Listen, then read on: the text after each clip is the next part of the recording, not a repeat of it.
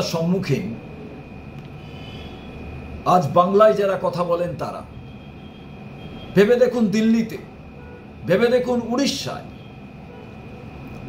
বাংলায় কথা বলার কারণে তাদের কোনো সময় মার খেতে হচ্ছে, কোনো সময় তাদের অ্যারেস্ট হতে হচ্ছে, কোনো সময় তাদের জেলে পাঠিয়ে দেওয়ার হুমকি দেওয়া হচ্ছে, তাদের বলা হচ্ছে বাংলাদেশে পাঠিয়ে দেওয়া হবে। এ কি চলছে ভারতবর্ষে? একটি রাজ্য থেকে অন্য রাজ্যে যেতে গেলে কি এবার ভিসা দরকার হবে? আমরা তো বুঝতে পারছি না। ভারতবর্ষের মানুষ এক প্রান্ত থেকে অন্য প্রান্তে তারা যান, অন্য প্রান্তে তারা পৌঁছন, তাদের কাজ করেন, তাদের মতো ব্যবসা করেন, যে কোনো প্রফেশনের সঙ্গে তারা যুক্ত হন, পড়াশুনো করেন। এটাই ভারতবর্ষের বৈচিত্র্য ছিল, বহুত্ববাদের আমরা ধারক বাহক। কিন্তু দুঃখের বিষয়, শুধু বাংলায় কথা বলার জন্য বাংলাদেশি হিসেবে চিহ্নিত করে, জোর জুলুম করে বিজেপি শাসিত রাজ্যগুলো থেকেই এই ঘটনা ঘটছে। কেন্দ্রীয় সরকার কি কোনো আইন করেছে? এর জন্য কোনো নোটিফিকেশন হয়েছে? এর জন্য কোনো অর্ডার আছে? সমস্ত রাজ্যে তো তা দেখতে পাবো আমরা। এখন ভারতবর্ষের মানুষ বুঝতে পাচ্ছেন, বিশেষ করে পশ্চিম বাংলার মানুষ বুঝতে পাচ্ছেন যে রাহুল গান্ধী কেন প্রত্যেকদিন সংবিধানের বইটা আর সংবিধানের কথাটা, সংবিধানের 448টি আর্টিকেলের কথা কেন বলছেন। এই সংবিধানই তো বলেছে আর্টিকেল 19 ডি, ই, জি, এই উপধারাগুলোর মধ্যে দিয়ে আমি এক রাজ্যের বাসিন্দা অন্য রাজ্যে যেতে পারবো। তাহলে আমি বাংলা ভাষায় কথা বলতে পারবো না? আমাকে অত্যাচারের সম্মুখীন হতে হবে? এটা কি একটা চক্রান্ত বাংলা ভাষাকে শেষ করে দেওয়ার? এটা কি অন্য কোনো ভাষাকে চাপিয়ে দেওয়ার একটা ষড়যন্ত্র? আমরা তো বুঝতে পারছি না।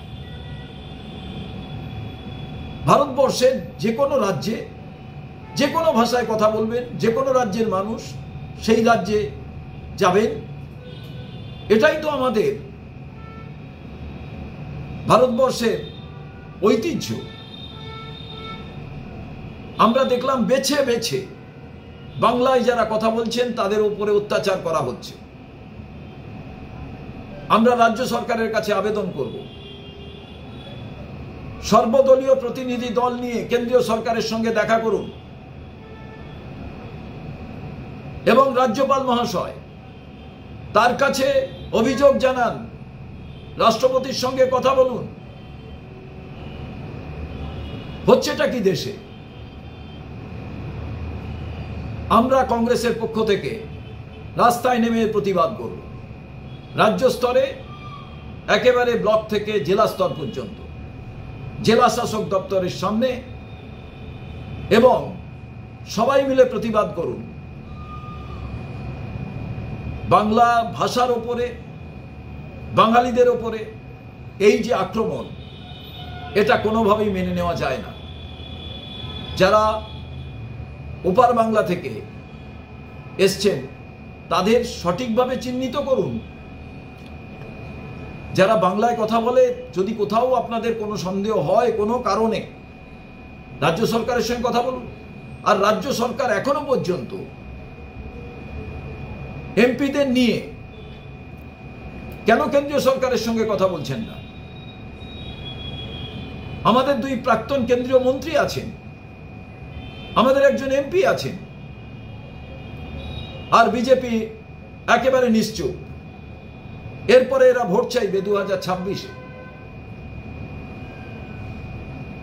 পশ্চিমবাংলার মানুষের উপরে যদি এইভাবে অন্য রাজ্যে আক্রমণ হয়, আমরা কোনোভাবেই তা মেনে নেব না। এর জন্য সম্পূর্ণভাবে বিজেপি দায়ী, কারণ বিজেপি শাসিত রাজ্যগুলোতেই এটা ঘটছে। আমরা চাই রাজ্যের মুখ্যমন্ত্রী তিনি গুরুত্ব সহকারে বিষয়টি দেখুন। বহু পরিযায়ী শ্রমিক আছেন এ রাজ্যে কলকারখানা নেই বলে অন্য রাজ্যে তাদের কাজ করতে হয়। কিন্তু দুঃখের বিষয়, প্রত্যেকে মার খাচ্ছেন, চলে আসছেন। আমাদেরই এক ছাত্র পরিষদ করা ছেলে সুপ্রিয় বড়বেতার ওখানে থাকে, একদিন বলল আমার সঙ্গে যারা ছিলেন 30-35 জনকে অ্যারেস্ট করেছে, আমি পালিয়ে মহারাষ্ট্রের বর্ডারে চলে গিয়েছি। মাস তিনেক আগেকার ঘটনা। তাই আমার আবেদন রাজ্য সরকারের কাছে, রাজ্যপালের কাছে এবং কেন্দ্রীয় সরকার বিষয়টি গুরুত্ব সহকারে দেখুন, নচেত কিন্তু গৃহযুদ্ধের পর্যায়ে চলে যাচ্ছে। এবং রাজ্য সরকার যদি সঠিকভাবে গুরুত্ব সহকারে সর্বদলীয় মিটিং ডেকে সিদ্ধান্ত গ্রহণ না করে, বিজেপি চাইছে সব এজেন্সি ফেল, নির্বাচন কমিশনকে সামনে রেখে এরা গৃহযুদ্ধ বাঁধাতে চাইছে, তার বিরুদ্ধে সবাইকে কিন্তু রুখে দাঁড়াতে হবে।